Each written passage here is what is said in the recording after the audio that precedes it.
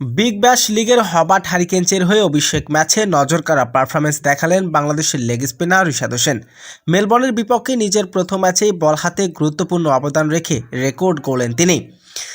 ইনিংসের শুরুতে প্রথম ওভারেই মাত্র 4 রান খরচ করে একটি উইকেট শিকার করেন রিশাদ। সেই ওভারে হবার্টকে এনে দেন প্রথম ব্রেকথ্রো। দ্রুতই সাজঘরে ফেরান ওপেনার থমাসকে। এরপর সপ্তমতম ওভারে আবারও আক্রমণে আসেন রিশাদ হোসেন। ওই ওভারে প্রথম বলে বাউন্ডারি হজম করেন তিনি, তবে তৃতীয় বলে আবারও উইকেটের আঘাত আনেন তিনি। দুর্দান্ত ফর্মে থাকা ক্লিয়ারকে সাজ করে ফেরান তিনি। সে ওভারে মোট 10 রান খরচ করেছেন রিশাদ। তবে নিজের তৃতীয় ওভারে কিছুটা ব্যয়বহুল ছিলেন এই লেগ স্পিনার। ওই ওভারে হজম করেন 2টি বাউন্ডারি, একটি ছক্কা ও একটি 4। তবু অভিষেক ম্যাচে উইকেট তুলে নিয়ে রেকর্ড করেন তিনি।